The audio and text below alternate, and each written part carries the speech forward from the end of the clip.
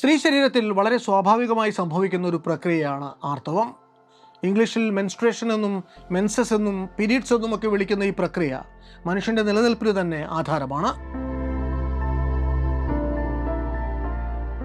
എന്നിട്ടും സ്ത്രീകളുടെ ജീവിതത്തിലെ ആദ്യത്തെ ആർത്തവത്തെക്കുറിച്ച്, അല്ലെങ്കിൽ അവിടെ നിന്ന് അങ്ങോട്ട് അവരെ പലതരത്തിൽ സ്വാധീനിക്കുന്ന ആർത്തവമെന്ന തികച്ചും സ്വാഭാവികമായ ശാരീരിക പ്രതിഭാസത്തെക്കുറിച്ച് ഇന്നും പ്രാഥമികമായ അറിവ് പോലും പലർക്കുമില്ല എന്നതാണ് യാഥാർത്ഥ്യം. കൃത്യമായ ധാരണകളില്ല എന്നത് പോട്ടെ, ആർത്തവം പോലെ ഇത്രമേൽ അബദ്ധജടിലമായ സങ്കല്പങ്ങളും തെറ്റിദ്ധാരണകളും ഭീതിയും ടബുവുമൊക്കെ നിലനിൽക്കുന്ന മറ്റൊരു ശാരീരിക പ്രക്രിയയും ഒരുപക്ഷെ കാണുകയില്ല.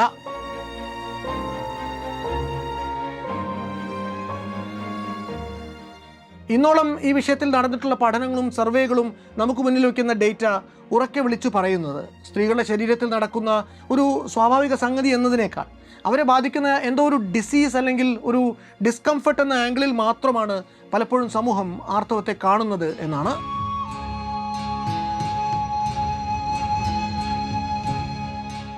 ചരിത്രാതീത കാലം തൊട്ട് തന്നെ ആർത്തവത്തിനുണ്ടായിരുന്നത് കേവലം ഒരു ശാരീരിക പ്രക്രിയ എന്ന സ്ഥാനം മാത്രമല്ല. മാനവ സംസ്കാരത്തിലും മതത്തിലും ചരിത്രത്തിലും മനുഷ്യൻ്റെ അസ്തിത്വത്തിലും വരെ കെട്ടുപിണഞ്ഞു കിടക്കുന്ന ഒന്നാണത്. ചില സമൂഹങ്ങൾ അതിനെ ഒരു പെൺകുട്ടിയുടെ യൗവനത്തിലേക്കുള്ള കാൽവെപ്പായി ആഘോഷപൂർവ്വം കൊണ്ടാടുമ്പോൾ മറ്റു ചിലർ അതിനെ ഏറെ രഹസ്യമായി മാത്രം പരിചരിക്കേണ്ട ഒരു നാണക്കേട് എന്ന് വിധി എഴുതുന്നു. പൗരാണിക ഈജിപ്ഷ്യൻ മെഡിക്കൽ പാപ്പിറസുകളിൽ മുതൽ ഹിപ്പോക്രാറ്റിക് ഗ്രീക്ക് പുരാരേഖകളിൽ വരെ ആർത്തവത്തെക്കുറിച്ചുള്ള പരാമർശങ്ങൾ നമുക്ക് കണ്ടെടുക്കാനാവും. പിന്നീട് അങ്ങോട്ട് 20ഉം 21ഉം നൂറ്റാണ്ടുകളിൽ ആർത്തവത്തെക്കുറിച്ചുള്ള കൃത്യമായ ശാസ്ത്രീയ പഠനങ്ങൾ നടന്നുവെങ്കിലും സ്ത്രീകളുടെ ജീവിതത്തെയും ഉപജീവനത്തെയും വിശ്വാസാനുഷ്ഠാനങ്ങളെയും എന്തിന് സ്വപ്നങ്ങളെ വരെ നിർണയിച്ച ഒന്നായി അത് മാറി. ലിംഗസമത്വത്തെക്കുറിച്ചും ആർത്തവ അവധിയെക്കുറിച്ചുമൊക്കെയുള്ള ചർച്ചകൾ ഏറെ സജീവമായി നടക്കുന്ന ഇക്കാലത്തും നിരവധി വിവേചനങ്ങളും വിലക്കുകളും ആർത്തവത്തിൻ്റെ പേരിൽ സ്ത്രീകൾക്ക് നേരിടേണ്ടി വരുന്നുണ്ട്. അത്തരത്തിലുള്ള വിവേചനങ്ങളും വിലക്കുകളും അവസാനിക്കണമെങ്കിൽ സമൂഹത്തിൽ ആദ്യം ഉണ്ടാവേണ്ടത് ആർത്തവം അഥവാ മെൻസ്ട്രേഷൻ എന്ന പ്രക്രിയയെക്കുറിച്ചുള്ള കൃത്യമായ ഒരു അവബോധമാണ്. വല്ലാത്തൊരു കഥയുടെ ഈ ലക്കം യഥാർത്ഥത്തിൽ ആർത്തവം എന്ന പ്രതിഭാസത്തെ മനസ്സിലാക്കുന്നതിലൂടെ സ്ത്രീ ശരീരത്തെയും മനസ്സിനെയും കുറെ കൂടി അടുത്തറിയാനുള്ള ഏറെ ആത്മാർത്ഥമായ ഒരു പരിശ്രമം മാത്രമാണ്. സ്ത്രീ ശരീരത്തിൽ ഏറെ സ്വാഭാവികമായി നടക്കുന്ന ആർത്തവം എന്ന പ്രതിമാസ പ്രക്രിയയെ ചുറ്റിപ്പറ്റി നമ്മുടെ സമൂഹത്തിൽ നിലനിൽക്കുന്ന അബദ്ധധാരണകളുടെയും മിത്തുകളുടെയും കഥ. സ്ത്രീയെ ഉർവരയാക്കി മാറ്റുന്ന ആ ജൈവിക പ്രതിഭാസത്തിൻ്റെ പേരിൽ സ്ത്രീകൾക്ക് നേരിടേണ്ടി വരുന്ന വിവേചനങ്ങളുടെയും വിലക്കുകളുടെയും കഥ, അത് വല്ലാത്തൊരു കഥയാണ്.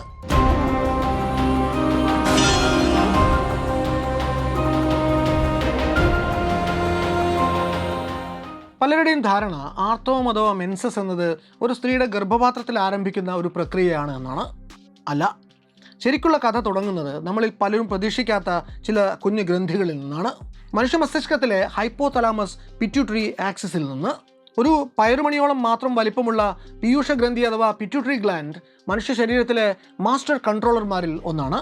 ഒരു കുഞ്ഞ് പിറന്നു വീഴുന്ന നിമിഷം തൊട്ട് പലവിധം ഹോർമോണുകൾ പുറപ്പെടുവിച്ച് അതിൻ്റെ വളർച്ചയെയും വികാസത്തെയും എല്ലാം നിയന്ത്രിക്കാൻ കെൽപ്പുള്ള ഒന്നാണ് പിറ്റ്യൂട്ടറി ഗ്ലാൻഡ്. ഒരു പെൺകുട്ടി ഋതുമതിയാവുന്ന പ്രായം പല ഘടകങ്ങളെയും ആശ്രയിച്ച് 8 വയസ്സ് മുതൽ 17 വയസ്സ് വരെ ഏതുമാകാം. പ്യൂബർട്ടി എത്തുന്ന നിമിഷം മുതൽക്ക് പിറ്റ്യൂട്ടറി ഗ്ലാൻഡ് ചില സ്പെഷ്യൽ റിപ്രൊഡക്റ്റീവ് ഹോർമോണുകളെ പുറപ്പെടുവിക്കാൻ തുടങ്ങും. ഈ ഹോർമോണുകൾ തലച്ചോറിൽ നിന്ന് രക്തത്തിലൂടെ സഞ്ചരിച്ച് ഓവറിയിലേക്ക് എത്തിച്ചേരും. ഇങ്ങനെ ഈ ഹോർമോണുകൾ അണ്ഡാശയങ്ങളിൽ എത്തിച്ചേരുന്നതോടെ അവ എഗ്ഗുകൾ അഥവാ അണ്ടങ്ങൾ ഉൽപ്പാദിപ്പിച്ചു തുടങ്ങും. അതിനു പിന്നാലെ ഓവറിയിലും യൂട്രസിലും അഭൂതപൂർവമായിട്ടുള്ള പല വിപ്ലവങ്ങളും നടക്കും. യൂട്രസ് പതിയെ ഗർഭധാരണത്തിന് തയ്യാറെടുക്കും. എൻഡോമെട്രിയം എന്നറിയപ്പെടുന്ന നമ്മുടെ ഗർഭപാത്രത്തിൻ്റെ നേർത്ത ഇന്നർ ലൈനിങ്ങിന് കട്ടി കൂടാൻ തുടങ്ങും. ചോരക്കുഴലുകൾ നെയ്ത് ആ ചുവരിനെ ബലപ്പെടുത്തുന്ന പണി ആരംഭിക്കും ശരീരം. എന്നാൽ അതേസമയം ഭാവിയിൽ ഗർഭധാരണം നടന്നാൽ ഗർഭപാത്രത്തിൽ നിക്ഷേപിക്കപ്പെടാൻ സാധ്യതയുള്ള ഫെർട്ടിലൈസ് ചെയ്യപ്പെട്ട അണ്ടത്തിന് ഒരു ഭ്രൂണമായി ഗർഭസ്ഥ ശിശുവായി വളരാൻ അത്യാവശ്യമുള്ള സോഫ്റ്റ്നെസ്സും കുഷ്യൻ സ്വഭാവവും എല്ലാം ഈ ലൈനിങ് ആർജിച്ചെടുക്കും. എന്നാൽ ഓവുലേഷൻ സമയത്ത് മേറ്റിംഗ് നടക്കാത്തതുകൊണ്ട് ഫെർട്ടിലൈസ്ഡ് എഗ് വരാതിരിക്കുമ്പോൾ ഈ ലൈനിങ്ങിൻ്റെ പ്രസക്തി നഷ്ടപ്പെടും. നേരത്തെ അതിനെ ശക്തിപ്പെടുത്തിയ അതേ ഹോർമോണുകൾ തന്നെ അപ്പോൾ അതിനെ ക്ഷയിപ്പിക്കാൻ, പൊളിച്ചെടുക്കാൻ വേണ്ട സിഗ്നലുകൾ പുറപ്പെടുവിക്കും. ഗർഭാശയ ഭിത്തിയിൽ നേർത്ത ചോരക്കുഴലുകൾ കൊണ്ട് തീർത്ത എൻഡോമെട്രിയം എന്ന ഈ സ്ഥലം അവിടെ നിന്ന് ശകലങ്ങളായി അടർന്നടർന്ന് ഉള്ളിലെ ചോരയോടൊപ്പം ശരീരത്തിൽ നിന്ന് പുറത്തേക്ക് പ്രവഹിക്കും. മാസത്തിൽ ഒരിക്കൽ സ്ത്രീ ശരീരം നടത്തുന്ന ഈ പുറന്തള്ളലിനെ നമ്മൾ ആർത്തവം അഥവാ മെൻസ്ട്രേഷൻ എന്നും പുറത്തേക്ക് ഇങ്ങനെ ഒഴുകിയെത്തുന്ന സംഗതികളെ മെൻസ്ട്രൽ ഫ്ലോ അഥവാ മെൻസസ് എന്നും വിളിച്ചു പോരുന്നു. മെൻസസ് എന്ന പദത്തിൻ്റെ ഉത്ഭവം ലാറ്റിൻ ഭാഷയിലെ മെൻസിസ് എന്ന വാക്കിൽ നിന്നാണ്. മാസം എന്നാണ് ഇതിൻ്റെ അർത്ഥം. പുരാതന നിരീക്ഷകർ ആർത്തവ ചക്രത്തിനും ചാന്ദ്രചക്രത്തിനും ഇടയിലുള്ള അത്ഭുതകരമായ സാമ്യത തിരിച്ചറിഞ്ഞിരുന്നു. ഏകദേശം 28 ദിവസം ദൈർഘ്യത്തിലാണ് ഇത് രണ്ടും സംഭവിക്കുന്നത്. ആർത്തവത്തെക്കുറിച്ചുള്ള വിവരങ്ങൾ പ്രാചീന ശിലായുഗത്തിൽ നിന്ന് പോലും നമുക്ക് ലഭ്യമാണ്. പാലിയോലിത്തിക് കാലത്ത് ജീവിച്ചിരുന്ന സ്ത്രീകൾ തുടയിടുക്കുകളിൽ ചുവന്ന കളിമണ്ണ് തേച്ചു വെച്ചുകൊണ്ട് തങ്ങളിലേക്ക് ഇണകളെ ആകർഷിച്ചു വരുത്താൻ ശ്രമിച്ചിരുന്നു എന്നൊരു തിയറി പ്രസിദ്ധ നരവംശാസ്ത്രജ്ഞനായ ക്രിസ് നൈറ്റ് മുന്നോട്ട് വയ്ക്കുന്നുണ്ട്. തങ്ങൾ ഋതുമതികളായി എന്നും പ്രത്യുൽപാദനത്തിന് പ്രാപ്തരായി എന്നുമുള്ള വിവരം പുരുഷന്മാരെ അറിയിക്കാൻ വേണ്ടിയാണ് അവരങ്ങനെ ചെയ്തിരുന്നത് എന്നാണ് blood relations, menstruation and the origins of culture എന്ന പുസ്തകത്തിൽ നൈറ്റ് എഴുതുന്നത്. നമ്മുടെ പൂർവികർക്ക് ഈ മെൻസ്ട്രൽ പാറ്റേണുകൾ കിട്ടിയിട്ടുണ്ടാവുക അവരുടെ ഏപ്പ് റിലേറ്റീവ്സിൽ നിന്നാകാനാണ് സാധ്യത. നമ്മുടെ മോഡേൺ മെൻസ്ട്രൽ സൈക്കിളിന് സമാനമായിട്ടുള്ള ഓവുലേഷനും മെൻസ്ട്രേഷനും ഒക്കെ ആദ്യമായി അനുഭവവേദ്യമായത് ഹോമോ ഹെയ്ഡൽബർഗൻസിസുകൾക്കാണ് എന്ന് പറയപ്പെടുന്നു. തുടർച്ചയായിട്ടുണ്ടായിരുന്ന ഗർഭധാരണങ്ങളും നീണ്ടുപോയ മുലയൂട്ടലും ചേർന്ന് അവരുടെ ആർത്തവ ചക്രങ്ങളെ പരിമിതപ്പെടുത്തിയിരുന്നതുകൊണ്ട് ഇന്നത്തെക്കാൾ എത്രയോ കുറഞ്ഞ ഫ്രീക്വൻസിയിൽ മാത്രമായിരുന്നു അവർക്ക് ആർത്തവം വന്നിരുന്നത്. പണ്ടുകാലങ്ങളിലെ ആർത്തവങ്ങളുടെ ചരിത്രം പഠിക്കുക ഒട്ടും എളുപ്പമല്ല. കാരണം ഈ പ്രക്രിയ അങ്ങനെ പിന്നിൽ എല്ലുകളോ അല്ലെങ്കിൽ അനുബന്ധ ഉപകരണങ്ങളോ ഒന്നും ബാക്കി വെച്ചിട്ട് പോകുന്ന ഒന്നല്ല. അന്നത്തെ കാലത്തെ പതിവുകൾ മനസ്സിലാക്കാൻ വേണ്ടി ശാസ്ത്രജ്ഞർ പലപ്പോഴും ആശ്രയിക്കുന്നത് പണ്ടുകാലത്തെ ശീലങ്ങളെ അതുപോലെ ഇന്നും പിന്തുടർന്നു പോകുന്ന ചില ഗോത്രവർഗ്ഗങ്ങളുടെ പ്രാക്ടീസുകളെയാണ്. ആർത്തവവുമായിട്ട് ബന്ധപ്പെട്ട ആദ്യത്തെ ലിഖിത രേഖകൾ നമുക്ക് കാണാനാവുക സുമേറിയൻ അക്കാഡിയൻ മെഡിക്കൽ ടെക്സ്റ്റുകളിലാണ്. മെൻസ്ട്രൽ ബ്ലഡിന് അശുദ്ധി കൽപ്പിക്കുന്നവർ അതിനെ അന്ന് നംതാർ എന്ന വ്യാധികളുടെ ദേവതയുമായിട്ട് ബന്ധിപ്പിച്ചു. അന്നത്തെ വൈദ്യന്മാർ ചികിത്സിച്ചു ഭേദമാക്കേണ്ട രോഗാവസ്ഥകളുടെ കൂട്ടത്തിൽ ആർത്തവ സംബന്ധികളായിട്ടുള്ള പ്രശ്നങ്ങളും ഉൾപ്പെടുത്തിയിരുന്നു. 1069 BC ജീവിച്ചിരുന്ന ബാബിലോണിയൻ വൈദ്യനായിരുന്ന ഇസഗിൽ കിൻ എപ്ലി എഴുതിയ ഡയഗ്നോസ്റ്റിക് ഹാൻഡ് ബുക്കിൽ യൂട്രൈൻ ബ്ലീഡിങ്ങിനെ കുറിച്ചും സ്ത്രീകളുടെ മെൻസ്ട്രൽ സൈക്കിളിനെ കുറിച്ചും ഒക്കെയുള്ള പരാമർശങ്ങളുണ്ട്. മനുഷ്യന്റെ പരിണാമ ചരിത്രത്തിന്റെ നാൾവഴികളിൽ എവിടെ വെച്ചാണ് ആർത്തവരക്തം അശുദ്ധമാണ് എന്ന സങ്കല്പം ഉരുവപ്പെട്ടു വന്നത് എന്ന് കൃത്യമായി പറയാനാവില്ല. എന്തായാലും അക്കാലങ്ങളിൽ ചോര മനുഷ്യനെ ഭയപ്പെടുത്തുന്ന ഒന്നായിരുന്നു. കാരണം അന്ന് ചോര കണ്ടിരുന്നത് ഒന്നുകിൽ മനുഷ്യന് പരിക്കേൽക്കുമ്പോഴോ അല്ലെങ്കിൽ അവൻ മരണാസന്നനാകുമ്പോഴോ ഒക്കെ ആയിരുന്നു. സ്ത്രീയുടെ ദേഹത്തു നിന്ന്, അതും അവളുടെ ജനനേന്ദ്രിയത്തിൽ നിന്ന് മാസാമാസം വിശേഷിച്ച് പരിക്കൊന്നും ഏൽക്കാതെ തന്നെ ചോര ഇങ്ങനെ കുടുകുട ഒഴുകുന്നത് കണ്ട പൗരാണിക മനുഷ്യൻ ഒരുപക്ഷെ അമ്പരന്ന് പോയി കാണും, അല്ലെങ്കിൽ അത്ഭുതപ്പെട്ട് കാണും. അതവനിൽ ഭീതി ജനിപ്പിച്ചിരിക്കാനും സാധ്യതയുണ്ട്. ഈയൊരു ഭയമാകും ഒരുപക്ഷെ ആർത്തവവുമായിട്ട് ബന്ധപ്പെട്ട് കിടക്കുന്ന അന്ധവിശ്വാസങ്ങളുടെയും വിലക്കുകളുടെയും അനാചാരങ്ങളുടെയും ഒക്കെ ആണിക്കല്ല്. ലോക ചരിത്രത്തിൽ ആദ്യമായി ഒരു വിശ്വവിജ്ഞാനകോശം രചിച്ച പണ്ഡിതനായ പ്ലിനി ദ എൽഡറിൻ്റെ നാച്ചുറൽ ഹിസ്റ്ററി എന്ന കൃതിയിൽ ആർത്തവരക്തം വിളകളെയും പ്രാണികളെയും നശിപ്പിക്കുമെന്നും വീഞ്ഞു പുളിപ്പിക്കുമെന്നും ഇരുമ്പിനെ മങ്ങിയതാക്കുമെന്നും പിന്നെ നായ്ക്കളെപ്പോലും വിഷബാധ ഏൽപ്പിക്കുമെന്നുമൊക്കെ പറഞ്ഞു വയ്ക്കുന്നുണ്ട്. ഇത്തരത്തിലുള്ള മെൻസ്ട്രൽ ടബൂസിൻ്റെ തുടക്കത്തെക്കുറിച്ച് ആന്ത്രോപോളജിസ്റ്റുകൾ പല തിയറികളും മുന്നോട്ട് വയ്ക്കുന്നുണ്ട്. ഋതുമതിയായ ശേഷം അടുത്ത തലമുറയെ ഉദരത്തിൽ പേറി സൃഷ്ടികർമ്മം നടത്താനുള്ള ഒരു സ്ത്രീയുടെ മാത്രം സിദ്ധി ഒരു പുരുഷൻ ഒരിക്കലും അനുഭവിച്ചറിയാനാവാത്ത വിധത്തിൽ അവളെ പവർഫുൾ ആക്കി എന്നാണ് symbolic wounds, puberty rites and the envious male എന്നതിൻ്റെ പുസ്തകത്തിൽ ബ്രൂണോ ബെറ്റൽഹെയിം അഭിപ്രായപ്പെട്ടിട്ടുള്ളത്. സ്ത്രീകളുടെ പ്രകൃതിയാലുള്ള ഈ കഴിവിനെ പ്രതി പുരുഷന്മാർക്ക് അന്ന് ഉള്ളിൽ അസൂയ തോന്നിക്കാണും. ആ അസൂയപ്പുറത്താകണം ആർത്തവുമായി ബന്ധപ്പെട്ട നിരവധി വിലക്കുകൾ കൊണ്ടുവന്ന് സ്ത്രീകളെ ദുർബലപ്പെടുത്താനും അങ്ങനെ ഒരു സ്ത്രീ പുരുഷ ബാലൻസ് കൊണ്ടുവരാനുമൊക്കെ പുരുഷൻ മനഃപൂർവ്വം ശ്രമിച്ചിട്ടുണ്ടാവുക എന്നും അദ്ദേഹം പറഞ്ഞു വെക്കുന്നു. എലിസബത്ത് ഗൗൾഡ് ഡേവിസ് എന്ന ആന്ത്രോപോളജിസ്റ്റ് മുന്നോട്ട് വയ്ക്കുന്നത് മറ്റൊരു വ്യത്യസ്ത വീക്ഷണമാണ്. ദ ഫസ്റ്റ് സെക്സ് എന്നതിൻ്റെ പുസ്തകത്തിൽ അവർ എഴുതുന്നത് മുൻകാല സമൂഹങ്ങൾ പലതും മാട്രിയാർക്കൽ അഥവാ സ്ത്രീ മേധാവിത്വ സമൂഹങ്ങളായിരുന്നുവെന്നും മെൻസസ് ആദ്യകാലത്ത് ടബുവൽക്കരിക്കപ്പെട്ടത് സ്ത്രീകളുടെ അഭിമാനം സംരക്ഷിക്കുന്നതിന് വേണ്ടി തന്നെ ആയിരുന്നു എന്നുമാണ്. സമൂഹത്തെ സ്ത്രീകൾ ഭരിച്ചിരുന്നപ്പോൾ ഈ ടബുകൾ ബഹുമാനത്തിൻ്റെ സൂചകമായിരുന്നു. പോകെ പോകെ സമൂഹം മാട്രിയാർക്കിയിൽ നിന്ന് പാട്രിയാർക്കിയിലേക്ക് മാറിയപ്പോൾ ഈ ബഹുമാനം ഭയങ്ങൾക്കും നിയന്ത്രണങ്ങൾക്കും വഴിമാറിയതും ആകാനിടയുണ്ട്. എന്നാൽ ആർത്തവ അശുദ്ധിയെക്കുറിച്ചുള്ള ബ്രിട്ടീഷ് നരവംശ ശാസ്ത്രജ്ഞയായ മേരി ഡഗ്ലസിൻ്റെ പ്രസിദ്ധമായ തിയറി അറിയപ്പെടുന്നത് മാറ്റർ ഔട്ട് ഓഫ് പ്ലേസ് എന്നാണ്. പ്യൂരിറ്റി ആൻഡ് ഡേഞ്ചർ എന്നതിൻ്റെ പുസ്തകത്തിൽ അവർ പറയുന്നത് എന്തെങ്കിലും വസ്തു അശുദ്ധമായി കണക്കാക്കപ്പെടുന്നത് പലപ്പോഴും അത് മലിനമായതുകൊണ്ടല്ല, മറിച്ച് അത് അതിൻ്റെ സ്ഥാനത്തല്ലാത്തത് കൊണ്ടാണ് എന്നാണ്. അതായത് ഒരു വസ്തു സമൂഹം അതിന് കൽപ്പിച്ചു കൊടുത്തിട്ടുള്ള സ്വാഭാവിക ഇടത്തിന് പുറത്തായാൽ ഉടനടി മനുഷ്യർ അതിനെ അശുദ്ധം അല്ലെങ്കിൽ വിലക്കപ്പെട്ടത് എന്ന് ചാപ്പകുത്തും. ആർത്തവത്തെയും ഇതേ രീതിയിലാണ് ഡഗ്ലസ് നോക്കിക്കാണുന്നത്. രക്തം സ്ത്രീയുടെ ശരീരത്തിനുള്ളിൽ തന്നെ ഇരിക്കുന്നിടത്തോളം കാലം അതിന് വിശേഷിച്ച് അശുദ്ധിയൊന്നും വരാനിടയില്ല. എന്നാൽ അത് ശരീരത്തിൻ്റെ അകത്തുനിന്ന് പുറത്തേക്ക് ഒഴുകിയെത്തുന്ന നിമിഷം അതിന് അശുദ്ധി കൽപ്പിക്കപ്പെടുമെന്നാണ് മേരി ഡഗ്ലസ് പറഞ്ഞു വയ്ക്കുന്നത്. മതങ്ങളിലും ആർത്തവത്തിൻ്റെ അശുദ്ധി ഒരു ചർച്ചാ വിഷയമാണ്. ആ അശുദ്ധിയെ എങ്ങനെ കൈകാര്യം ചെയ്യണം, അശുദ്ധികാലത്ത് എന്തൊക്കെ നിഷ്കർഷകൾ വേണം എന്നൊക്കെയുള്ള വിശദമായ നിർദ്ദേശങ്ങൾ നമുക്ക് പല മതസംഹിതകളിലും കാണാനാകും. ഉദാഹരണത്തിന് യഹൂദ മതത്തിൻ്റെ നിയമസംഹിത അറിയപ്പെടുന്നത് ഹലാഖ എന്നാണ്. നിത്യജീവിതത്തിൽ പാലിക്കേണ്ട തത്വങ്ങൾ വിശദീകരിക്കുന്ന ഈ കോഡ് ഓഫ് കണ്ടക്ട് മാനുവലിൽ ആർത്തവകാലത്ത് പാലിക്കേണ്ട നിബന്ധനകൾ നമുക്ക് കാണാനാകും. ജൂതവിശ്വാസ പ്രകാരം ആർത്തവകാലത്ത് സ്ത്രീ പുരുഷ ശാരീരിക ബന്ധത്തിന് പരിപൂർണമായിട്ടുള്ള വിലക്കുണ്ട്. നിദ്ദ എന്നറിയപ്പെടുന്ന ആർത്തവ അശുദ്ധിക്കാലം, അതായത് സ്പോട്ടിംഗ് കാണുന്ന സമയം തൊട്ട് 7 ക്ലീൻ ഡേയ്സ് കഴിയും വരെയുള്ള സമയം മിക്വേ എന്നറിയപ്പെടുന്ന ഒരു കുളത്തിൽ വേണം സ്ത്രീകൾ കുളിക്കാൻ. ഇതിനു പുറമേയും വിശദമായ പല നിഷ്കർഷകളും യഹൂദ മതത്തിലുണ്ട്. ക്രിസ്തീയ മതവിശ്വാസത്തിലും നമുക്ക് സമാനമായ ചിട്ടകൾ കാണാനാകും. ആർത്തവം എന്നത് അവിടെയും ലൈംഗിക ബന്ധങ്ങൾക്ക് കർശനമായ വിലക്കുള്ള കാലം തന്നെയാണ്.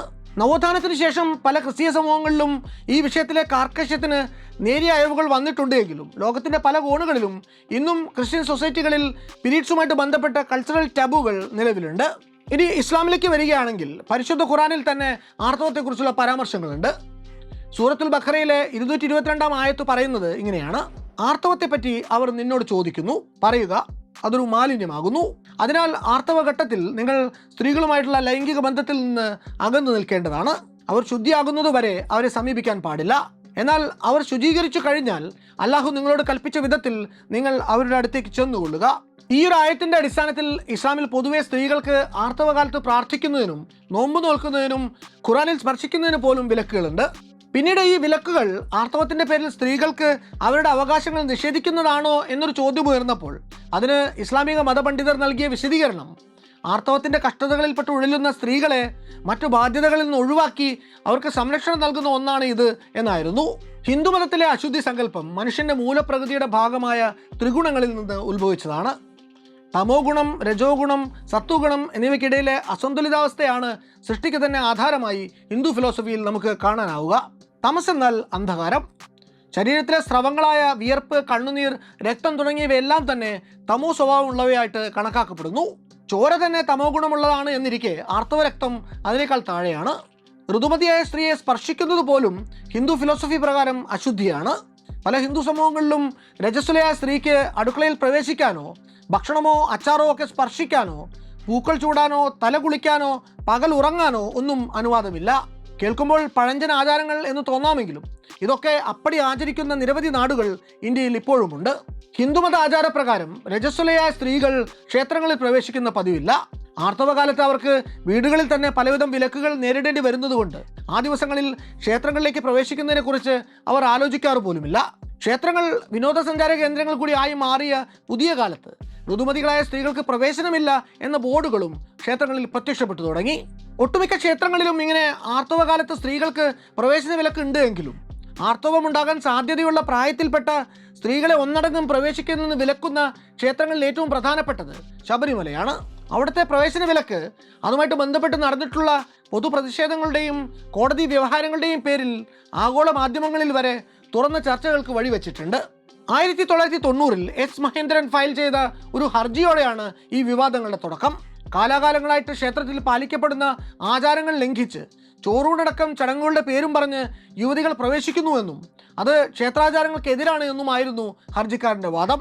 1991-ൽ കേരള ഹൈക്കോടതി ഒരു ഉത്തരവ് പുറപ്പെടുവിക്കുന്നു. ക്ഷേത്രാചാരങ്ങൾ പാലിക്കുന്നതിൻ്റെ ഭാഗമായി 10 വയസ്സിനും 50 വയസ്സിനും ഇടയിൽ പ്രായമുള്ള സ്ത്രീകൾ ക്ഷേത്രത്തിൽ ഇനി മുതൽ പ്രവേശിച്ചുകൂടാ എന്നായിരുന്നു ആ ഉത്തരവിൽ പറഞ്ഞിരുന്നത്.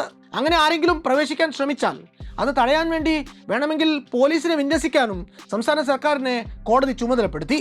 2006-ൽ അന്നത്തെ അറിയപ്പെടുന്ന ജ്യോത്സ്യരായിരുന്ന ഉണ്ണികൃഷ്ണ പണിക്കർ ശബരിമല ക്ഷേത്രത്തിനു വേണ്ടി ഒരു ദേവപ്രശ്നം നടത്തുകയും ക്ഷേത്രത്തിൽ മുൻകാലങ്ങളിൽ രജസ്വലകളായിട്ടുള്ള സ്ത്രീകൾ പ്രവേശിച്ചതായിട്ട് ഈ പ്രശ്നത്തിൽ തെളിഞ്ഞുവെന്ന് അവകാശപ്പെടുകയും ചെയ്തു.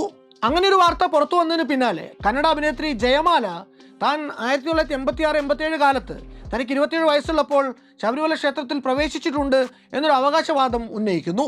അന്ന് മുഖ്യപൂജാരിയുടെ അനുമതിയോടെ ഷൂട്ടിങ്ങിന്റെ ഭാഗമായി താൻ അയ്യപ്പ വിഗ്രഹത്തിന്റെ കാലിൽ തൊട്ട് തൊഴുതു എന്നും അവർ പറഞ്ഞു.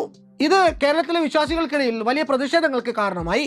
എന്നാൽ അക്കൊല്ലം തന്നെ ശബരിമലയിൽ 10 വയസ്സിനും 50 വയസ്സിനും ഇടയിൽ പ്രായമുള്ള സ്ത്രീകൾക്ക് പ്രവേശിക്കാനുള്ള വിലക്കിനെതിരെ the India young lawyers association ഒരു പൊതു താൽപര്യ ഹർജിയുമായി സുപ്രീം കോടതിയെ സമീപിക്കുന്നു. ഈ കേസ് ട്രയൽ സ്റ്റേജിലെത്തിയ 2018 അയ്യപ്പ ഭക്തരെ പ്രതിനിധീകരിച്ചെത്തിയ അഡ്വക്കേറ്റ് ജെ സായി ദീപകിന്റെ വാദം ക്ഷേത്രത്തിലെ പ്രതിഷ്ഠാദേവനായ അയ്യപ്പനെ ഭരണഘടന ഉറപ്പു നൽകുന്ന സകല അവകാശങ്ങളോടും കൂടിയ ഒരു പൗരനായി കാണണമെന്നായിരുന്നു. അയ്യപ്പന് ആർട്ടിക്കിൾ 21 ഉറപ്പു നൽകുന്ന സ്വകാര്യതയ്ക്കുള്ള അവകാശമുണ്ട് എന്നും അദ്ദേഹം വാദിച്ചു. നൈഷ്ഠിക ബ്രഹ്മചാരിയായ അയ്യപ്പനെ സംബന്ധിച്ചിടത്തോളം രജസ്വലകളാകാനിടയുള്ള യുവതികൾ ശ്രീകോവിലിന്റെ പരിസരത്തേക്ക് വന്നെത്തുന്നത് അദ്ദേഹത്തിന്റെ അവകാശ ലംഘനമാണ് എന്നും സായി ദീപക് സുപ്രീം കോടതിയിൽ വാദിച്ചു. ഈ കേസിൽ ഒടുവിൽ 2018 സെപ്റ്റംബർ 28 സുപ്രീം കോടതിയുടെ ഭരണഘടനാ ബെഞ്ച് 1-4 എന്ന ഭൂരിപക്ഷത്തിൽ വിധി പുറപ്പെടുവിച്ചു. 10 വയസ്സിനും 50 വയസ്സിനും ഇടയിൽ പ്രായമുള്ള സ്ത്രീകൾക്ക് ശബരിമലയിൽ പ്രവേശിക്കാൻ അനുമതി നിഷേധിക്കുന്ന ക്ഷേത്ര ഭരണസമിതിയുടെ നിലപാട് ഭരണഘടനാ വിരുദ്ധമാണ് എന്നായിരുന്നു സുപ്രീം കോടതിയുടെ വിധി. ഇങ്ങനൊരു വിധി സുപ്രീം കോടതിയിൽ നിന്ന് വന്ന ശേഷം 2019 ബിന്ദു അമ്മിണി, കനകദുർഗ എന്നീ 2 സ്ത്രീകൾ ക്ഷേത്രത്തിൽ പ്രവേശിച്ചതും അതിന് മുമ്പുമായി നിരവധി രാഷ്ട്രീയ കോലാഹലങ്ങൾ കേരളത്തിൽ നടന്നതുമൊക്കെ നമുക്കെല്ലാം ഓർമ്മയുണ്ടാകും. എന്തായാലും തുടക്കത്തിൽ സുപ്രീം കോടതി വിധിക്കൊപ്പം നിന്ന ഇടതുപക്ഷം ആ നയത്തിൽ നിന്ന് പിന്നാക്കം പോയതും ഇപ്പോൾ 2025 ഭക്തർക്ക് വേണ്ടി അയ്യപ്പ സംഗമം നടത്തിയതുമൊക്കെ കോടതി വിധികളെക്കാൾ നാടിൻ്റെ രാഷ്ട്രീയ അധികാര കേന്ദ്രങ്ങളിൽ ആചാരാനുഷ്ഠാനങ്ങൾക്കുള്ള സ്വാധീനത്തെ അടിവരയിട്ട് ഉറപ്പിക്കുന്ന സംഭവ വികാസങ്ങളാണ്. മറ്റു മതങ്ങളുടെ കാര്യമെടുത്താൽ കുറെ കൂടി പുരോഗമനപരമായിട്ടുള്ള സ്റ്റാൻഡ് എടുക്കുന്ന മതം സിഖിസമാണ്. സിഖ് മതം ആർത്തവത്തെ ഒരു സ്വാഭാവിക പ്രക്രിയയായിട്ടാണ് കാണുന്നത്. മതസ്ഥാപകനായിട്ടുള്ള ഗുരു നാനാക്ക് തന്നെ ആർത്തവകാലത്ത് സ്ത്രീകൾക്ക് അശുദ്ധിയുണ്ട് എന്ന സങ്കല്പത്തെ തള്ളിപ്പറഞ്ഞ ഒരാളാണ്. അത്തരത്തിലുള്ള സകല സങ്കല്പങ്ങളും അജ്ഞതയിൽ വേരൂന്നിയതാണ് എന്നും അദ്ദേഹം അടിവരയിട്ട് തന്നെ പറഞ്ഞിട്ടുണ്ട്. സിഖ് മതാചാരപ്രകാരം മെൻസസായ സ്ത്രീകൾക്കും ഗുരുദ്വാരയിൽ പ്രവേശിക്കുന്നതിനോ പ്രാർത്ഥിക്കുന്നതിനോ വീട്ടിലോ അടുക്കളയിലോ മറ്റെവിടെയെങ്കിലുമൊക്കെയോ പ്രവേശിക്കുന്നതിനോ ഒന്നും യാതൊരു വിലക്കുമില്ല. സ്ത്രീകൾക്കുമേൽ ആർത്തവത്തിൻ്റെ പേരിൽ യാതൊരുവിധ വിലക്കുകളും സിഖ് മതം അടിച്ചേൽപ്പിക്കുന്നുമില്ല. ഗുരുഗ്രന്ഥ സാഹിബ് എന്ന അവരുടെ പുണ്യഗ്രന്ഥത്തിൽ പോലും ആർത്തവമായോ പ്രസവമായോ ബന്ധപ്പെട്ട യാതൊരുവിധ ടാബുകളും നിലവിലില്ല. മറിച്ച് ആർത്തവം എന്നത് ദൈവികമായ ഒന്നാണ് എന്നും അത് സ്ത്രീകളുടെ നിത്യജീവിതത്തിൻ്റെ ഭാഗമാണ് എന്നും സിഖ് മതം അവരെ പഠിപ്പിക്കുന്നു. മറിച്ച് സ്ത്രീകൾക്ക് ആർത്തവത്തിൻ്റെ പേരിൽ അശുദ്ധി കൽപ്പിക്കുന്നവരെ അതിനിശ്ചിതമായിട്ട് വിമർശിക്കുക പോലും ചെയ്യുന്നുണ്ട് ഗുരു നാനാക്ക്. മനുഷ്യൻ്റെ ശരീരത്തിൽ നിന്നല്ല അശുദ്ധി ഉടലെടുക്കുന്നത്, അത് അവൻ്റെ ചിന്തകളിലും പ്രവൃത്തികളിൽ നിന്ന് ഉരുവം കൊള്ളുന്ന ഒന്നാണ് എന്നായിരുന്നു അദ്ദേഹത്തിൻ്റെ പക്ഷം. യഥാർത്ഥ മാലിന്യങ്ങൾ അടിഞ്ഞുകൂടുന്നത് മനുഷ്യൻ്റെ മനസ്സിലും ഹൃദയത്തിലുമാണ് എന്നും ഒരു സ്ത്രീ ശരീരത്തിൽ പ്രാണന്റെ കൊടി കുരുക്കാൻ വേണ്ടി വിഭാവനം ചെയ്യപ്പെട്ട ആർത്തവം എന്ന പ്രക്രിയയിൽ അല്ല അതിൻ്റെ അസ്തിത്വമെന്നും അദ്ദേഹം സിഖ് മത വിശ്വാസികളെ ഉത്ബോധിപ്പിച്ചു. ആചാരങ്ങളുമായി ബന്ധപ്പെട്ട് ഏകാന്തവാസം കർശനമായി തുടരുന്നു എന്നതിന് ഉദാഹരണമാണ് തമിഴ്നാട്ടിലെ പട്ടുകോട്ട ഗ്രാമത്തിൽ ഗജ ചുഴലിക്കാറ്റിൽ ഷെഡിലേക്ക് വീണ തെങ്ങിന് അടിയിൽപ്പെട്ട് മരണപ്പെട്ട 7ാം ക്ലാസ് വിദ്യാർത്ഥിനിയായിട്ടുള്ള വിജയ. ഗജ ചുഴലിക്കാറ്റ് വരുന്നതിന് 3 ദിവസം മുമ്പേ ആദ്യ ആർത്തവത്തിൻ്റെ ഭാഗമായി വിജയെ വീട്ടിൽ നിന്ന് ആർത്തവ അശുദ്ധിയുടെ പേരിൽ തൊട്ടടുത്ത ഷെഡിലേക്ക് മാറ്റിപ്പാർപ്പിച്ചിരുന്നു. സുരക്ഷിത സ്ഥാനത്തേക്ക് മാറണമെന്ന് അധികൃതർ മുന്നറിയിപ്പ് നൽകിയിട്ടും ആചാരം ലംഘിക്കാനാവില്ല എന്ന കുടുംബത്തിൻ്റെ നിലപാടാണ് ഒടുവിൽ വിജയുടെ മരണത്തിന് കാരണമായത്. അതുപോലെ ദ ന്യൂസ് മിനിറ്റിൽ നിത്യ പാണ്ഡ്യൻ എഴുതിയ ഒരു ലേഖനത്തിൽ പൊങ്കൽ ഉത്സവകാലത്ത് മെൻസ്ട്രേറ്റിംഗ് ആയ ചെന്നൈ നഗരത്തിലെ ഒരു തമിഴ് പെൺകുട്ടിയുടെ കഥയുണ്ട്. ഉത്സവ ദിവസം രാവിലെ തൻ്റെ സ്വന്തം വീട്ടിലെ പ്ലാസ്റ്റിക് ചെയറിലിരുന്ന് TV കാണാൻ വേണ്ടി റിമോട്ടിൽ സ്പർശിച്ചു എന്നതിൻ്റെ പേരിൽ ആ കുട്ടിയുടെ വീട്ടുകാർ അവളെ വഴക്കു പറഞ്ഞതിൻ്റെ ഓർമ്മകളാണ് അവൾ ആ ലേഖനത്തിൽ പങ്കുവച്ചത്. ആ കുട്ടി തൊട്ടു എന്നതിൻ്റെ പേരിൽ ആ റിമോട്ട് പൊങ്കൽ കഴിയും വരെയും സ്പർശിക്കാൻ വീട്ടുകാർ വിസമ്മതിക്കുന്നുണ്ട്. ആർത്തവകാലത്ത് സ്ത്രീകളോടുള്ള വീട്ടുകാരുടെ സമീപനത്തിൻ്റെ 2 ഉദാഹരണങ്ങൾ, ഒന്ന് ഗ്രാമത്തിലെയും ഒന്ന് ചെന്നൈ പോലൊരു നഗരത്തിലെയുമാണ് നമ്മൾ പറഞ്ഞു വച്ചത്. ഗ്രാമമായാലും നഗരമായാലും സ്ത്രീകളെ കുടുംബം വളരെ കൃത്യമായി അവരുടെ സ്വാഭാവിക ജീവിതചര്യകളിൽ നിന്ന് അകറ്റി നിർത്തുന്ന കാഴ്ചകളാണ് നമുക്ക് കാണാനാവുക. ആ അകറ്റി നിർത്തൽ അവരുടെ കുടുംബാംഗങ്ങളിൽ നിന്നാവാം, അവരുടെ ജീവിത പരിസരങ്ങളിൽ നിന്നാകാം, അല്ലെങ്കിൽ ചില നിത്യനിദാന പ്രവൃത്തികളിൽ നിന്ന് പോലും ആകാനിടയുണ്ട്. വിലക്കുകൾ ഓരോ ഇടങ്ങളിലും ഓരോ രീതികളിലാകാമെങ്കിലും അതെല്ലാം മുന്നോട്ട് വയ്ക്കുന്ന ആശയം ഒന്നു തന്നെയാണ്. ആർത്തവം സ്ത്രീയെ അശുദ്ധിയുള്ളവളാക്കുന്നു. ആർത്തവവുമായിട്ട് ബന്ധപ്പെട്ടുള്ള വിലക്കുകൾ പലതും ഏഷ്യൻ രാജ്യങ്ങളിൽ പൊതുവെയും ഇന്ത്യ, നേപ്പാൾ എന്നിവിടങ്ങളിൽ പ്രത്യേകിച്ചും കണ്ടുവരുന്നുണ്ട്. അതിൻ്റെ ഏറ്റവും കഠിനമായ രൂപങ്ങളിൽ ഒന്ന് പിന്തുടർന്ന് കാണുന്നത് നേപ്പാളിലാണ്. അവരതിനെ വിളിക്കുന്നത് ചൗപ്പാടി എന്നാണ്. ആർത്തവകാലത്ത് പെൺകുട്ടികളെ കുഞ്ഞു കുടിലുകളിലും കാലിത്തൊഴുത്തിലും മറ്റും കഴിയാൻ വിടുന്ന ഏറെ പ്രാകൃതമായ ഒരു ആചാരമാണിത്. അത് നേപ്പാളിൽ നിയമം മൂലം നിരോധിക്കപ്പെട്ട ഒന്നാണ് എങ്കിലും ഇന്നും ചില പ്രവിശ്യകളിൽ അത് പ്രാക്ടീസ് ചെയ്ത് കാണുന്നുണ്ട്. ഈ കുടിലുകളിൽ പലതും തീരെ വായു സഞ്ചാരമില്ലാത്തതാണ്. അവിടെ തണുപ്പിൽ നിന്നോ വന്യമൃഗങ്ങളിൽ നിന്നോ യാതൊരുവിധ സംരക്ഷണവും ഈ കുട്ടികൾക്ക് കിട്ടുകയില്ല. ഇതിനുള്ളിൽ കഴിയുന്ന സ്ത്രീകൾക്ക് പകർച്ചവ്യാധികൾ വരാനും വന്യജീവികൾ ആക്രമിക്കാനും അവർ മരണത്തിന് വരെയും ഇരയാകാനുമുള്ള സാധ്യത വളരെ അധികമാണ്. സമാനമായ പല രീതികളും ഇത്ര കണ്ട് കടുപ്പമില്ല എങ്കിലും കേരളമടക്കം ഇന്ത്യയുടെ പല ഭാഗങ്ങളിലും വർഷങ്ങളായിട്ട് പിന്തുടർന്നു പോന്നിരുന്നു. 19ാം നൂറ്റാണ്ടിലെ കേരളത്തിൽ ആർത്തവവുമായിട്ട് ബന്ധപ്പെട്ട് നിലവിലുണ്ടായിരുന്ന വിലക്കുകളും അവയുടെ കാരണങ്ങളും പി ഭാസ്കരൻ ഉണ്ണി തന്റെ പുസ്തകത്തിൽ വിവരിക്കുന്നത് ഇങ്ങനെയാണ്. തീണ്ടാരിക്കാലത്തുള്ള വിലക്കുകൾ അതികർക്കശങ്ങളത്രേ. തീണ്ടാരിയായാൽ പിന്നെ ഒന്നും മിണ്ടാതെയും തനിക്ക് തൊടാമെന്നുള്ള വസ്തുക്കൾ ഒഴിച്ച് മറ്റൊന്നും തൊടാതെയും അകത്തു നിന്ന് പുറത്തു പോയിരിക്കണം. പുര തൊടരുത്. പല്ല് തേക്കുകയും എണ്ണ തേച്ച് കുളിക്കുകയും കണ്ണെഴുതുകയും ചെയ്യാൻ പാടില്ല. മുലകുടിയുള്ള തൻ്റെ കുട്ടിയെ ഒഴിച്ച് മറ്റാരെയും തൊടരുത്. ദൂരയാത്ര ചെയ്യുകയും ഇണപ്പുടവ് ഒടുക്കുകയും പൂ ചൂടുകയും അരുത്. ഓട്ടുപാത്രത്തിൽ ഉണ്ണരുത്. ഇലയിലാണ് ഉണ്ണേണ്ടത്. തീണ്ടാരിയായിരിക്കുമ്പോൾ പൂ ചൂടിയാൽ അവളിലുണ്ടാകുന്ന പുത്രനും പുത്രിയും കഷണ്ടിക്കാരായിത്തീരും. കണ്ണെഴുതിയാൽ പുത്രിമാർ ജാത്യാന്തന്മാരായിത്തീരും. ചന്ദനം മുതലായത് കുറിയിട്ടാൽ പുത്രന്മാർ ക്ഷുത്രരോഗമുള്ളവരായും തേച്ചു കുളിച്ചാൽ ശോഭയില്ലാത്തവരായും തീരും. പല്ലു തേച്ചാൽ പുത്രന്മാർ കരുവാളിച്ച പല്ലുള്ളവരോ ദന്തരോഗികളോ കോന്ത്രം പല്ലുള്ളവരോ ആയിത്തീരും.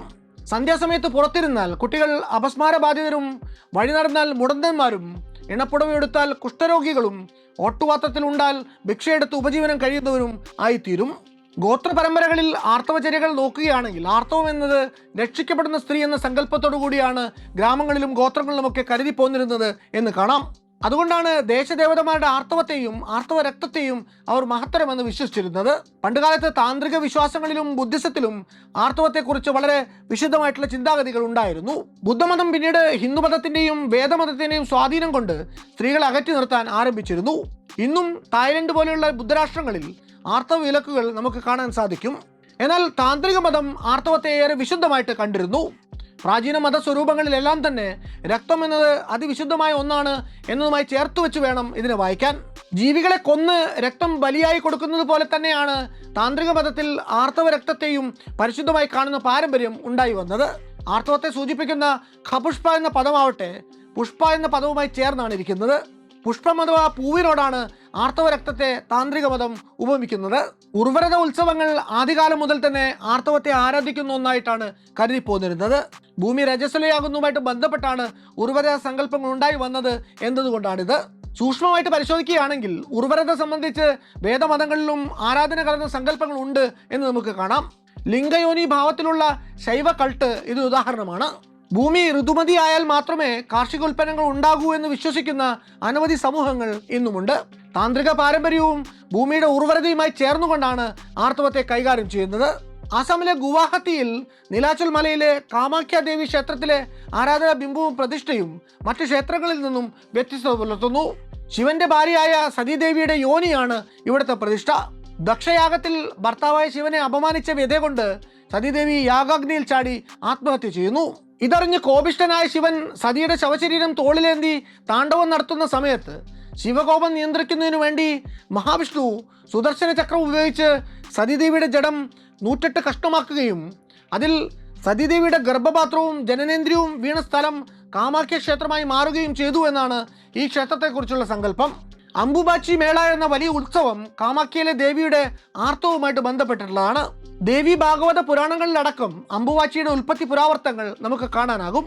അതുപ്രകാരം വരാഹരൂപത്തിലുള്ള ദൈവം ഭൂമിയുമായിട്ട് സംയോഗിക്കുകയും ഒരു ദൈവിക വിശുദ്ധ വർഷം, അതായത് 360 മനുഷ്യ വർഷങ്ങൾ ഈ സംയോഗം തുടരുകയും ചെയ്തു. ഇതിലൂടെ ഭൂമി വളരെ വലിയൊരു സ്വർഗീയ ഇടമായി മാറി.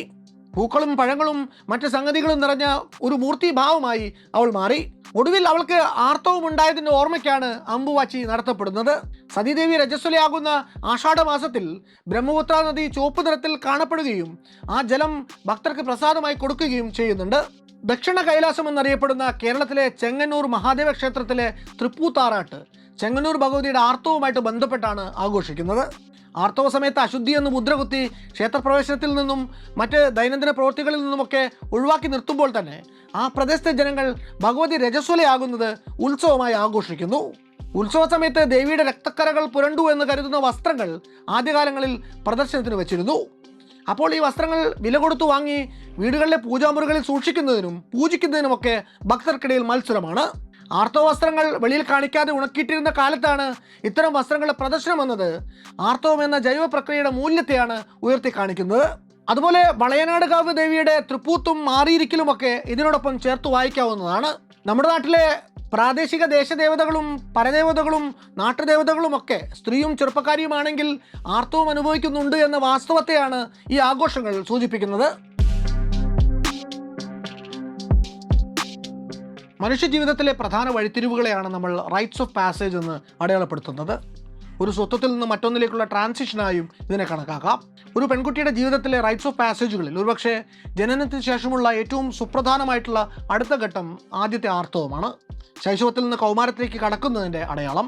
ലോകത്തിൻ്റെ പല കോണുകളിലും കഴിയുന്ന പെൺകുട്ടികൾക്ക് എല്ലാവർക്കും തന്നെ ആർത്തവം സംഭവിക്കുന്നുണ്ട് എങ്കിലും ഓരോരുത്തരുടെയും അനുഭവങ്ങൾ തികച്ചും വ്യതിരിക്തമാണ്. ആ ദിവസങ്ങളെന്ന ഏറെക്കുറെ കാൽപ്പനികമായ പേരിൽ വിപണി അടയാളപ്പെടുത്തിയിട്ടുള്ള സ്ത്രീകളുടെ ആർത്തവ അനുഭവം അതിൻ്റെ അടിസ്ഥാന പ്രക്രിയയ്ക്ക് മുന്നിലേക്കും പിന്നിലേക്കും നീളുന്ന പ്രയാസങ്ങൾ സ്ത്രീകൾക്ക് സമ്മാനിക്കുന്നുണ്ട്.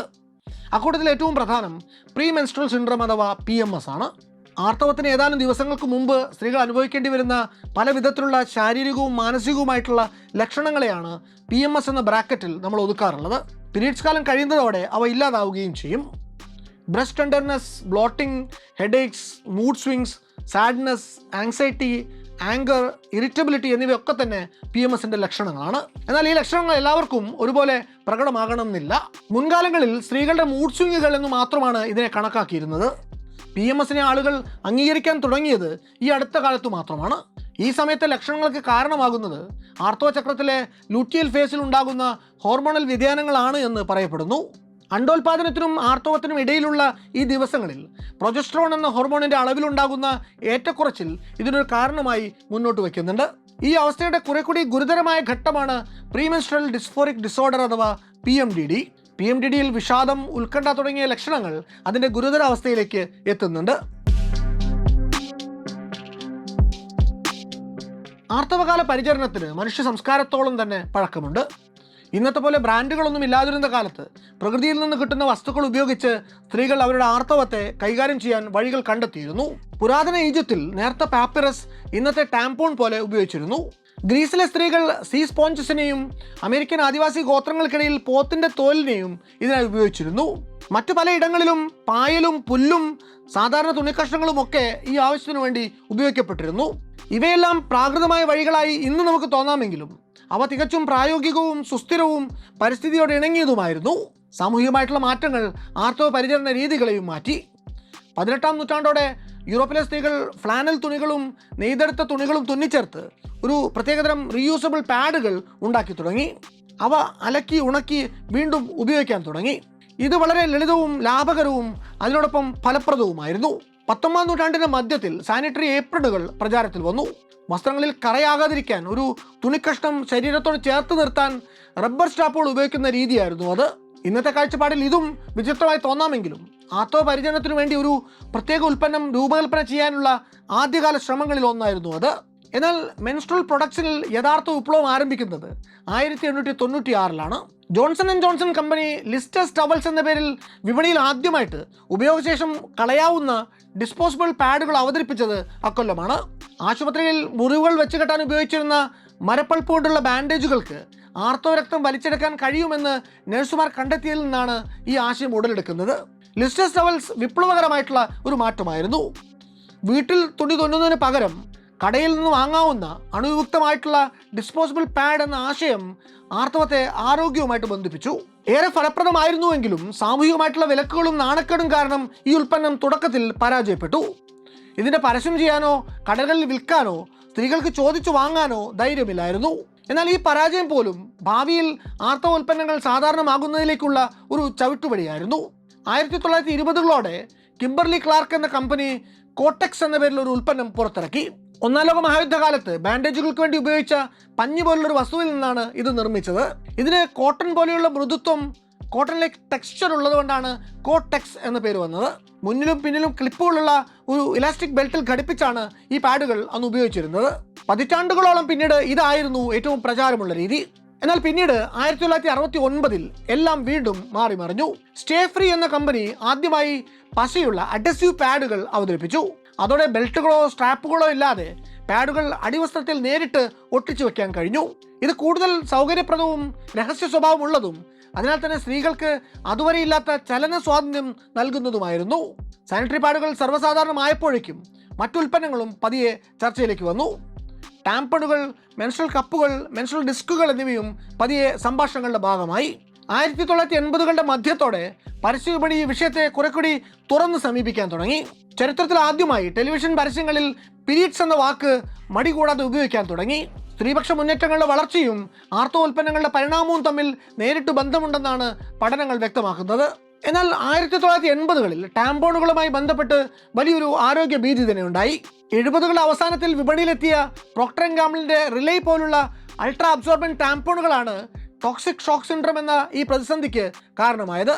ദ്രാവകങ്ങളെ കൂടുതലായിട്ട് വലിച്ചെടുക്കുന്ന ഒരു പ്രത്യേകതരം സിന്തറ്റിക് മെറ്റീരിയൽ കൊണ്ടുണ്ടാക്കിയ ടാമ്പോണുകൾ കൂടുതൽ നേരം ഉപയോഗിക്കുന്നത് ബാക്ടീരിയകൾ പെരുകാനും അവ ശരീരത്തിലേക്ക് വിഷവസ്തുക്കൾ പുറത്തുവിടാനും കാരണമായി.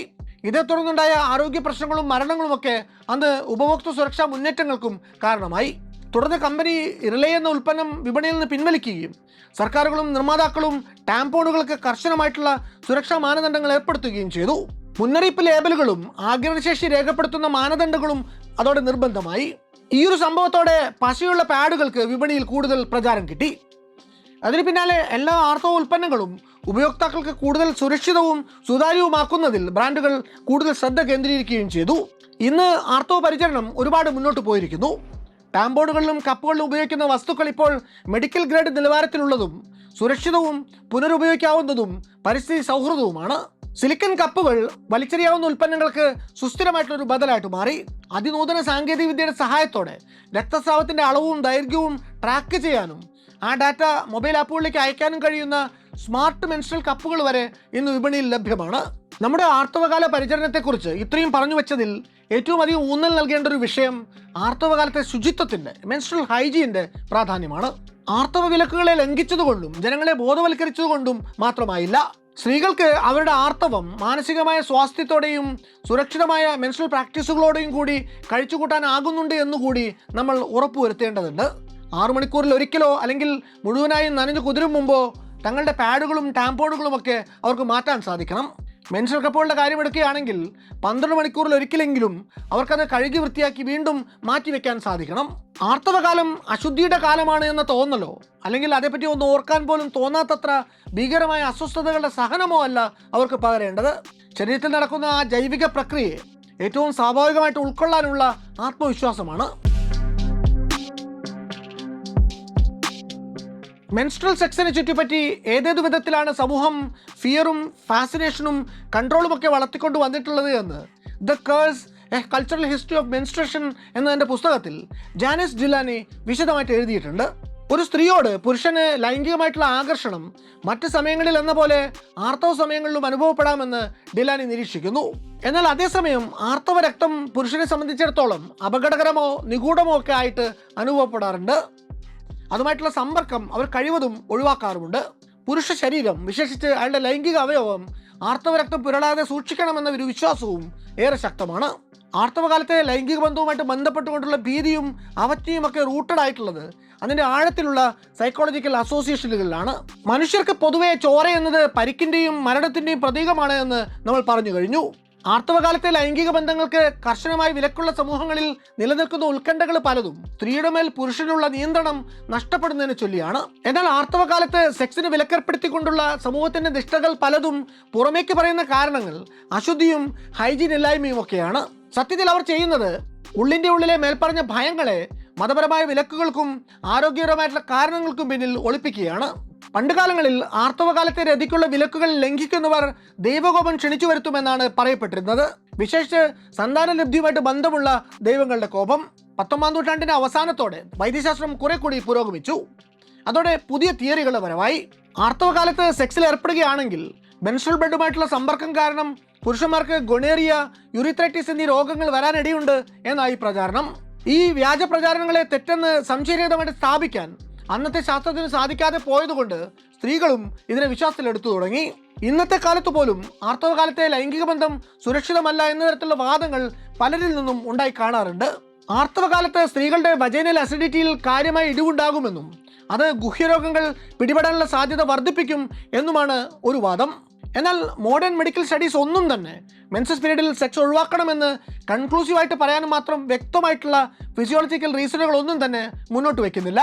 1969 പ്രസിദ്ധീകരിക്കപ്പെട്ട ഒരു പഠനം പറയുന്നത് ആർത്തവകാലത്ത് സെക്സിൽ നിന്ന് നിർബന്ധമായും വിട്ടുനിൽക്കണമെന്ന് പറയാൻ പ്രേരിപ്പിക്കുന്ന തരത്തിലുള്ള യാതൊരു പാത്തോഫിസിയോളജിക്കൽ കാരണങ്ങളും, അതായത് രോഗമുണ്ടാക്കുമെന്ന് തെളിയിക്കുന്ന കാരണങ്ങൾ ഒന്നും തന്നെ കണ്ടെത്തപ്പെട്ടിട്ടില്ല എന്നാണ്. അതേസമയം മറ്റൊരു രസകരമായ പഠനം സൂചിപ്പിക്കുന്നത് ആർത്തവകാലത്ത് സ്ത്രീകളിൽ 36%-നും സെക്സിൽ ഏർപ്പെടാനുള്ള താല്പര്യം കൂടുന്നതായിട്ടാണ്. പക്ഷേ ഡെലനിയുടെ പുസ്തകത്തിൽ അവർ മുന്നോട്ട് വയ്ക്കുന്നത് സ്ത്രീ പുരുഷ ബന്ധങ്ങളിലെ കുറെക്കൂടി സങ്കീർണമായിട്ടുള്ളൊരു യാഥാർത്ഥ്യമാണ്. ചില സ്ത്രീകൾക്ക് ഈ ആർത്തവകാലം എന്ന് പറയുന്നത് ഒരു ഫിസിക്കൽ ഇവന്റ് എന്നതിനേക്കാൾ ഉപരി അവർക്കൊരു സംരക്ഷണ കവചം കൂടിയാണ്. പങ്കാളി സെക്സ് ആവശ്യപ്പെട്ട് വരുമ്പോൾ അത് നിഷേധിക്കുക അത്ര എളുപ്പമല്ലാത്ത സമൂഹങ്ങളിൽ താൻ ആർത്തവത്തിലാണ് എന്നത് സ്ത്രീക്ക് സെക്സ് നിഷേധിക്കാനുള്ള അപൂർവം ലെജിറ്റിമേറ്റ് കാരണങ്ങളിലൊന്നാണ്. ബ്രിട്ടീഷ് വൈദ്യശാസ്ത്ര ഗവേഷകയായ കാതറിന ഡാൾട്ടൺ തൻ്റെ പഠനങ്ങളിലൂടെ കണ്ടെത്തിയിട്ടുള്ളത് ഇഷ്ടമില്ലാത്ത സെക്സ് ഒഴിവാക്കാൻ വേണ്ടി ചില സ്ത്രീകൾ കൂടുതൽ കാലം നീണ്ടു നിൽക്കുന്ന മെൻസ്ട്രൽ ബ്ലീഡിംഗ് പാറ്റേണുകൾ പോലും ഡെവലപ്പ് ചെയ്യാറുണ്ട് എന്നാണ്. ആ അർത്ഥത്തിൽ നോക്കുമ്പോൾ പലരും ഒരു ശാപമെന്ന് കണക്കാക്കുന്ന ആർത്തവകാലം ചിലക്കെങ്കിലും താൽക്കാലികമായിട്ടാണെങ്കിലും ഒരു രക്ഷയാകാറുണ്ട്. നമ്മുടെ നാട്ടിൽ അബദ്ധധാരണകൾ നിലനിൽക്കുന്നത് ആർത്തവത്തെ ചൊല്ലി മാത്രമല്ല, മെനോപോസ് അഥവാ ആർത്തവ വിരാമത്തിന്റെ കാര്യത്തിലും അതിന് കുറവൊന്നുമില്ല. ജീവിതകാലം മുഴുവൻ മാസം തോറും മെൻസസിലൂടെ കടന്നുപോകുന്ന സ്ത്രീ സ്വാഭാവികമായിട്ടും ഒരു പ്രായമെത്തുമ്പോൾ മെനോപോസിലൂടെയും കടന്നുപോകും. ആർത്തവ വിരാമത്തിന്റെ കാര്യത്തിൽ നമുക്കങ്ങനെ കൃത്യമായൊരു പ്രായമൊന്നും പറയാനാവില്ല എങ്കിലും ദക്ഷിണേഷ്യൻ സ്ത്രീകൾക്ക് സാധാരണയായി 45 മുതൽ 47 വയസ്സിനിടയിലാണ് മെനോപോസ് സംഭവിക്കുന്നത് എന്നാണ് പഠനങ്ങൾ പറയുന്നത്. ഇക്കാര്യത്തിൽ ലോക ശരാശരി 50 മുതൽ 52 വയസ്സ് വരെയാണ്. നമ്മുടെ നാട്ടിൽ മെനോപോസ് നേരത്തെ ആവുന്നതിൻ്റെ ഒരു പ്രധാന കാരണം സ്ത്രീകൾ ഇവിടെ നേരിടുന്ന പോഷകാഹാരക്കുറവ്, ചെറുപ്രായത്തിലെ പ്രസവങ്ങൾ, ശരീരഭാരക്കുറവ്, ആരോഗ്യ പരിപാലനത്തിൽ വേണ്ടത്ര ശ്രദ്ധിക്കായ്ക എന്നിങ്ങനെ പലതുമാകാം. മെനോപോസിന് ശേഷം സ്ത്രീ ശരീരത്തിൽ ഹോർമോണൽ ഇംബാലൻസ് ഉണ്ടാകുന്നതുകൊണ്ട് അവർക്ക് ഹൃദ്രോഗം, ഓസ്റ്റിയോപൊറോസിസ് തുടങ്ങിയ ചില രോഗങ്ങൾ പിടിപെടാനുള്ള സാധ്യത കൂടുതലാണ്. എന്നാൽ ആർത്തവ വിരാമത്തെക്കുറിച്ച് നമ്മുടെ സമൂഹത്തിൽ അങ്ങനെ ആരും തുറന്ന് സംസാരിക്കാത്തതുകൊണ്ട് അക്കാര്യത്തിൽ വേണ്ടത്ര ശ്രദ്ധ സ്ത്രീകൾക്ക് കിട്ടാറില്ല. അതുകൊണ്ട് തന്നെ അതുമായി ബന്ധപ്പെട്ട് കിടക്കുന്ന വിഷമങ്ങളിൽ പലതും അവർക്ക് നിശബ്ദമായി സഹിക്കേണ്ടി വരാറുണ്ട്. മനുഷ്യരുടെ പൊതുവെയും സ്ത്രീകളുടെ വിശേഷിച്ചും ജീവിതദൈർഘ്യം കൂടി വരുന്ന ഇന്നത്തെ അവസ്ഥയിൽ ആയുഷിൻ്റെ ഏതാണ്ട് പാതി വഴി എത്തി നിൽക്കെ ഉണ്ടാകുന്ന മെനോപോസ് എന്ന ഈ സംഗതിയെ വേണ്ട വിധത്തിൽ പരിചരിക്കേണ്ടത് വളരെ അത്യാവശ്യമാണ്. മെനോപോസ് എന്നത് ഒരു രോഗമല്ല എന്നും ശരീരത്തിൽ സ്വാധീനം ചെലുത്തുന്ന ഒരു ഇവന്റ് മാത്രമാണ് എന്നും തുടർന്ന് അങ്ങോട്ടുള്ള ജീവിതത്തെ ഓജസ്സോടെയും ഉത്സാഹത്തോടെയും നേരിടാൻ എന്തെന്തൊക്കെ ചെയ്യണമെന്നുമുള്ള ബോധവൽക്കരണങ്ങളാണ് സർക്കാർ മുൻകൈ എടുത്തു തന്നെ ഇനി അങ്ങോട്ട് കൂടുതലായിട്ട് നടത്തപ്പെടേണ്ടത്. 1940 പ്രസിദ്ധീകരിക്കപ്പെട്ട blood, bread and roses how menstruation created the world എന്ന പുസ്തകത്തിൽ ജൂഡി ഗ്രാൻഡ് നടത്തുന്ന ഒരു ഗംഭീര നിരീക്ഷണമുണ്ട്. Menstrual blood is the only source of blood that is not traumatically induced. അതായത് ആഘാതമോ മുറിവോ ഏൽപ്പിച്ചുകൊണ്ടല്ലാതെ മനുഷ്യ ശരീരത്തിൽ നിന്ന് രക്തം പുറത്തേക്ക് വരുന്ന ഒരേയൊരു സോഴ്സ് മെൻസ്ട്രൽ ബ്ലഡ് ആണ് എന്ന്. എന്നിട്ടും ഇന്നത്തെ ആധുനിക സമൂഹങ്ങളിൽ പോലും ഏറ്റവും അധികം ഒളിപ്പിച്ചു വെക്കപ്പെടുന്ന രക്തം കൂടിയാണ് ഇന്നും ആർത്തവ രക്തം. ആർത്തവം ജീവിതത്തിന്റെ ഭാഗമായിട്ടുള്ള സ്ത്രീകൾ തമ്മിൽ പ്രൈവറ്റ് ആയിട്ടല്ലാതെ അതേപ്പറ്റി ആരും അങ്ങനെ പരസ്യമായി സംസാരിക്കാറില്ല. അത് കാണാൻ ആർക്കും താല്പര്യമില്ല. പലരും ജീവിതാവസാനം വരെയും ഒരിക്കൽ പോലും അത് കണ്ടിട്ട് പോലും ഉണ്ടാവില്ല. പൊതുജന മധ്യത്തിൽ ആർത്തവം അവിചാരിതമായി കടന്നു വന്നാൽ സ്ത്രീകളിൽ പലർക്കും വല്ലാത്തൊരു വെപ്രാളമാണ്. പാഡോ, ടാംപോണോ, മെൻസ്ട്രൽ കപ്പോ ഒക്കെ മാറ്റാൻ വേണ്ടി ഒരിത്തിരി സ്വകാര്യത അന്വേഷിച്ചാൽ പലപ്പോഴും അവർക്ക് കിട്ടണമെന്നില്ല. മാറ്റിയ ചോര പുരണ്ട കോട്ടനെങ്ങാനും അബദ്ധവശാൽ കാണേണ്ടി വരുന്ന പലരുടെയും മുഖം കറക്കും. അതിൻ്റെ ഗന്ധം നാസാരന്ധ്രങ്ങളിൽ പതിഞ്ഞതിൻ്റെ അതൃപ്തിയിൽ മുഖം ചുളിക്കും അവർ. തെളിവ് നശിപ്പിക്കാനുള്ള പങ്കപ്പാടായി സ്ത്രീകൾക്ക്. പിന്നെ ആർത്തവുമായിട്ട് ബന്ധപ്പെട്ടുകൊണ്ട് സ്ത്രീകൾ നേരിടുന്ന എണ്ണമറ്റ അനാചാരങ്ങളെയും വിലക്കുകളെയും ട്രോമകളെയും പറ്റി നമ്മൾ ഈ ലക്കത്തിൽ ഇതിനകം തന്നെ വിശദമായി പറഞ്ഞു വെച്ചു കഴിഞ്ഞു. സ്കൂൾ യൂണിഫോമിൽ രക്തക്കറ പുരണ്ടതിനെ പറ്റി ക്ലാസ് ടീച്ചറും സഹപാഠികളും പരിഹസിച്ചപ്പോൾ ഞാനെന്ത് തെറ്റ് ചെയ്തു എന്ന് എഴുതി വെച്ച് 12-കാരിയായ ഒരു പെൺകുട്ടി ആത്മഹത്യ ചെയ്തത് നമ്മുടെ തൊട്ടടുത്ത് കിടക്കുന്ന തമിഴ്നാട്ടിലാണ്. ആർത്തവത്തോടനുബന്ധിച്ച് സ്ത്രീകൾ നേരിടുന്ന പ്രശ്നങ്ങൾക്ക് എന്തെങ്കിലും ഒരു പരിഹാരമുണ്ടാക്കാനുള്ള പ്രയത്നങ്ങളുടെ ആദ്യപടി ആ പ്രക്രിയയെക്കുറിച്ചുള്ള കൃത്യമായ ധാരണകൾ സമൂഹത്തിന് പകർന്നു കൊടുക്കുക എന്നതാണ്. അത് വല്ലാത്തൊരു കഥയുടെ ഈ ലക്കത്തിലൂടെ ഏറെക്കുറെ സാധിച്ചിട്ടുണ്ട് എന്ന് തന്നെ കരുതട്ടെ. 1978 ഒക്ടോബർ മാസത്തിലെ മിസ് മാഗസിനിൽ ഇഫ് മെൻ കുഡ് മെൻസ്ട്രേറ്റ് എന്ന ശീർഷകത്തിൽ ജേർണലിസ്റ്റും ഫെമിനിസ്റ്റ് ആക്ടിവിസ്റ്റുമായിട്ടുള്ള ഗ്ലോറിയ സ്റ്റീനം എഴുതിയ ഒരു ആക്ഷേപഹാസ്യ ലേഖനത്തിൽ നിന്ന് പ്രചോദനം ഉൾക്കൊണ്ടുകൊണ്ട് നമുക്ക് ഈ ലക്കം ഇങ്ങനെ ഉപസംഹരിക്കാം. ആർത്തവം സ്ത്രീകൾക്ക് പകരം പുരുഷന്മാർക്കായിരുന്നെങ്കിലോ എങ്കിൽ പൊളിച്ചേനെ. അത് സ്ത്രീകളെ അസൂയപ്പെടുത്തുന്ന, പുരുഷന്മാർക്ക് പരസ്പരം പൊങ്ങച്ചം പറയാൻ പറ്റുന്ന നല്ല ആണത്തമുള്ള ഒരു സംഗതി ആയിരുന്നേനെ. ഞാൻ ഇത്ര നേരത്തേക്ക് ഇത്ര ലിറ്റർ ബ്ലീഡ് ചെയ്തു എന്ന് അവർ പാർട്ടികളിൽ പരസ്പരം വീമ്പടിച്ചേനെ. ഉശിരുള്ള ആണുങ്ങളായി എന്നതിൻ്റെ തെളിവായിട്ട് ആദ്യത്തെ മെൻസസിനെ പയ്യന്മാർ ആഘോഷമാക്കി മാറ്റിയേനെ. മെൻസസ് ബാധിതരുടെ ക്ഷേമത്തിനു വേണ്ടി സ്റ്റാമ്പ് ഇറക്കി പാർലമെൻറ്റ് ഫണ്ട് കണ്ടെത്തിയേനെ. സർക്കാർ വക സാനിറ്ററി പാഡുകൾ എല്ലാവർക്കും സൗജന്യമായി എത്തിച്ചേനെ. പ്രീമിയം ലക്ഷറി മെൻസസ് ഉൽപ്പന്നങ്ങൾക്ക് സിനിമ സ്പോർട്സ് താരങ്ങൾ ബ്രാൻഡ് അംബാസഡർമാരായേനെ. അതിൻ്റെ പരസ്യങ്ങളുടെ ഹോർഡിങ്ങുകൾ ദേശീയപാതയുടെ ഇരുവശത്തും പൊങ്ങി വന്നേനെ. രാജ്യത്തെ ബുദ്ധിജീവികൾ ആർത്തവത്തിൻ്റെ മഹത്വത്തെക്കുറിച്ച് ഉദീരണങ്ങൾ ചമച്ചേനെ. പീരീഡ്സിനെ നേരിടുന്ന പുരുഷന്മാരുടെ ധൈര്യത്തെ പ്രകീർത്തിച്ചുകൊണ്ട് പരക്ഷതം കവിതകളും കഥകളും നോവലുകളും പുറത്തു വന്നേനെ. മെൻസസ് ഉള്ള മെൻസിനു മാത്രമേ പിന്നെ സൈന്യത്തിൽ ചേരാനും യോഗ്യതയുണ്ടാകൂ. മന്ത്രിയോ മതപുരോഹിതനുമാകാൻ പോലും പറ്റുകയുള്ളൂ. ആർത്തവം സ്ത്രീകൾക്ക് പകരം പുരുഷന്മാർക്കായിരുന്നെങ്കിൽ അതൊരിക്കലും ഇന്നത്തെ പോലെ ഒരു ടാബു ആവില്ലായിരുന്നു.